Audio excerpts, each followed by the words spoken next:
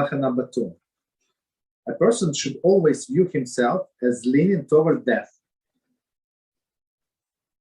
right? With possibility that he might die at any time, and thus he could be considered as a sinner. Therefore, one should always repent for his sins immediately. He should not say, when I grow older, I will repent, for perhaps he will die before he grows older. This was implied by the wise counsel given by Shlomo in Teheles 9:8, where it says, at all times your clothes should be white, meaning like tachrichim, like ready like burial shrouds. Okay, meaning clothing to be white, or like your thoughts, your actions should be white, meaning clean. Okay, so let's start this commentary. So it says, a person should always view himself as leaning toward death. So people calculate. So I have this younger fellows, and he thinks that he's going to live until 120, like minimum. Just because somebody is 20 years old does not mean that he's going to live to 80, like he thinks. Right? There are many ways that HaShem has in this world to take a person out from this world. Right? So don't be so confident just because you're young that you're going to live a very long life. Right? So as Rambam said, and Halachah, a person should always view himself leaning toward death. What is it? This is meant to imply. Somebody. Okay. This is not meant to imply that overworldly approach to life. Rather, it gives one a true perspective with which to appreciate and take advantage of life in this world. So Rambam, to combine what he said and what the other poskim say, so it says Rambam says a person should always view himself leaning toward death. It's not like Rambam does not say be depressive about life. No, because I'm going to die anyway. No. That's not what he's saying. Rambam is saying that remember that you're going to die, maybe soon, right? So take advantage of life. Take advantage of your time while you're here. Collect mitzvahs, do chesed, do kindness, do anything. Don't sleep. 10 hours, 12 hours a day, even 8 hours, because you might need it for this time, for something else, right? So it's very important. If you need to sleep 8 hours because it's medically necessary, so okay, then you should. But otherwise, there's no need for that. Continue. There's a possibility that he might die at any time, right? Why any time? Commentary. The Pirkei Avos 2:10 quotes Rabbi Eliezer as saying, "Repent one day before you die." In Shabbos Talmud Shabbos 153a relates that his student asked him, "Is it possible for a person to know the day on which he will die?" Rabbi Eliezer replied, "Therefore, he should repent today, and thus all his days will be spent in repentance." So that's exactly what we do every day. Not now, not in the months of Sivan, but let's say in the previous months, in all other months except in Nisan, Sivan, and holidays and Chol HaMoed. So we say vidui, right? So some that's a prayer that a person said before his death. It's a little different, but we do every day in the morning prayer, shacharis, right? And we say tachanun also to remind us that one day we're going to die, and repent every day. So then we say tachanun twice a day during the mincha. So God forbid if something happened to a person and he was vigilant and he actually meant whatever he was saying during the tztachanun. So basically he repented for many sins, which is good. And then at night we say this Shema before the night, right? And you forgive other people for whatever they did to you, and you whatever you forget, you forgive many people, and you also repent. You do Teshuvah. That's exactly the Rabbi Eliezer was teaching us. Repent one day before you die. Well, when you're going to die, you don't know. So repent today, right now. Okay. So let's read the whole sentence. A person should always view himself as leaning toward death, with the possibility that he might die at any time. Okay, we said that. Continue. And thus he could be considered as a sinner. So if person dies as a sinner, right? At this point he did not do Teshuvah. He said, no, I'm going to start next week. Next week I'm going to start keep Shabbos. Next week I'm going to start kosher. Next week I'm going to separate from this woman that I'm not allowed to be with. Okay, guess what? The next week, then it did not come, and you died. Guess what? Okay.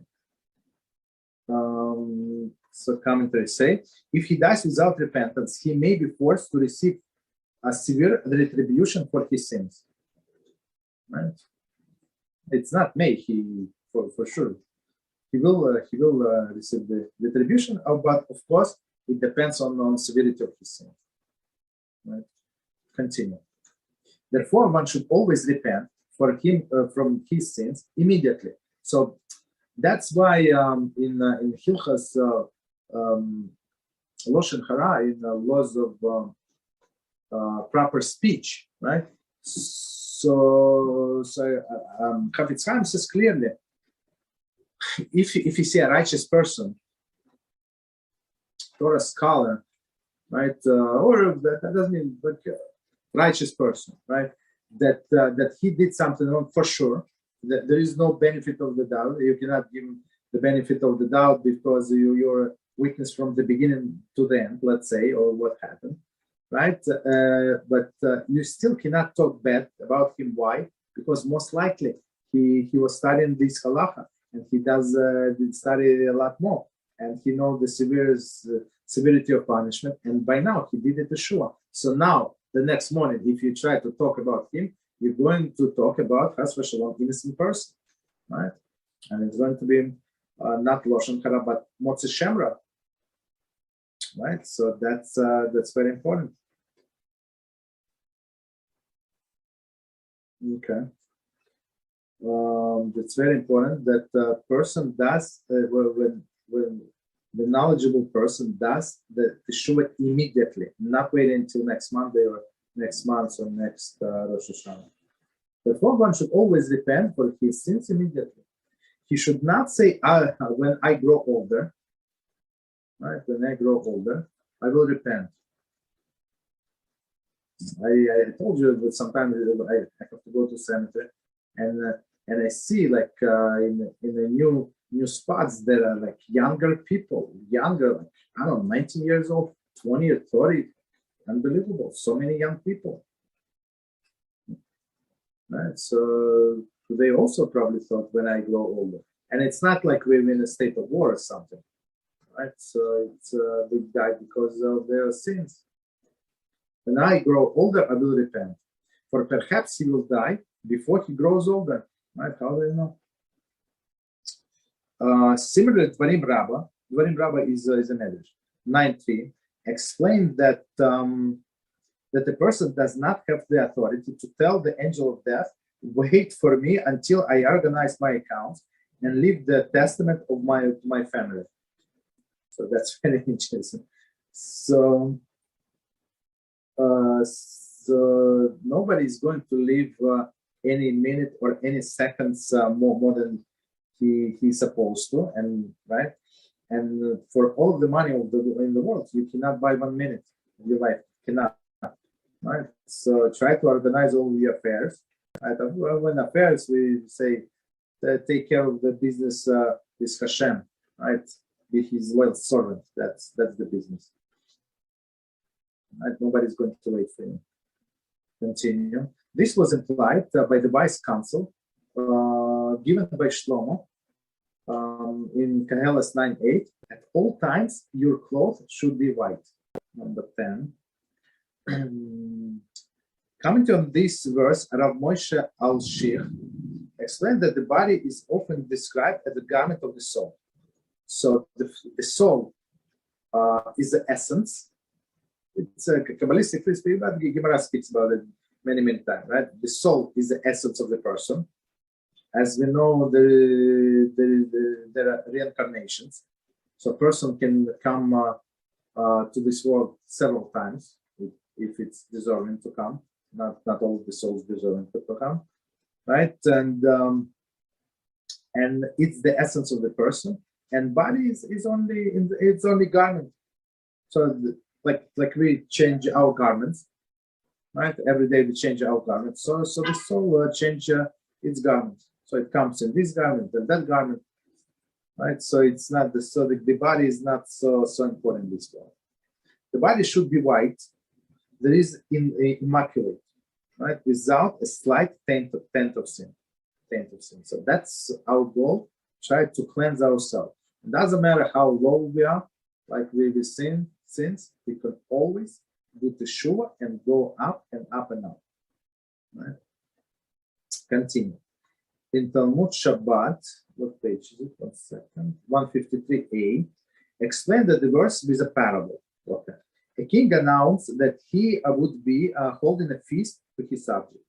The wise among them dropped all of their affairs and prepared themselves to participate with the feast. The foolish took little heed to the pronouncement and went about the daily affairs as usual. Right? So it's very famous like parable, right? King said, I'm going to stay in this town, let's say, I don't know, for a few days, and I want to make a feast. Maybe he did not say how long, right? So all of the righteous people, wise people, they call it right, they got prepared. They went to the bathhouse, cut their hair and stuff like that, change the clothing, because how do you know when the king is going to die? How do you know?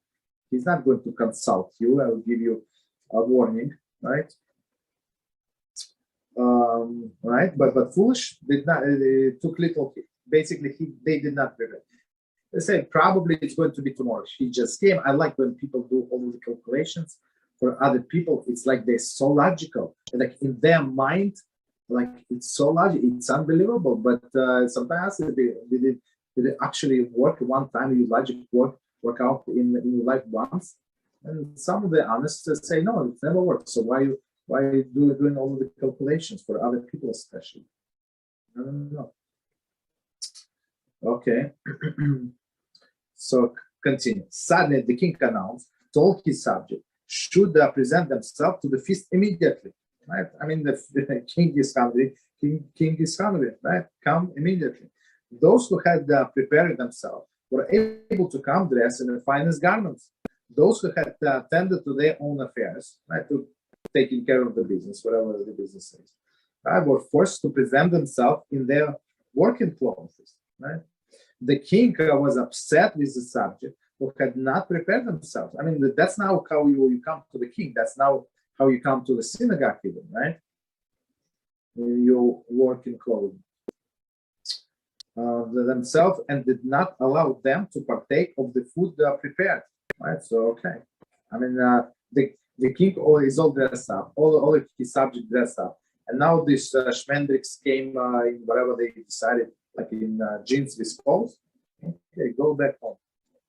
However, he appreciated the attention shown by the wise and rewarded them dutifully.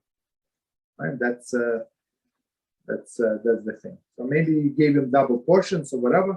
I mean, appreciation. So kings usually very appreciative. Whoever follow their will, they show their appreciation. Okay, so needless to say, the king of the universe. Okay.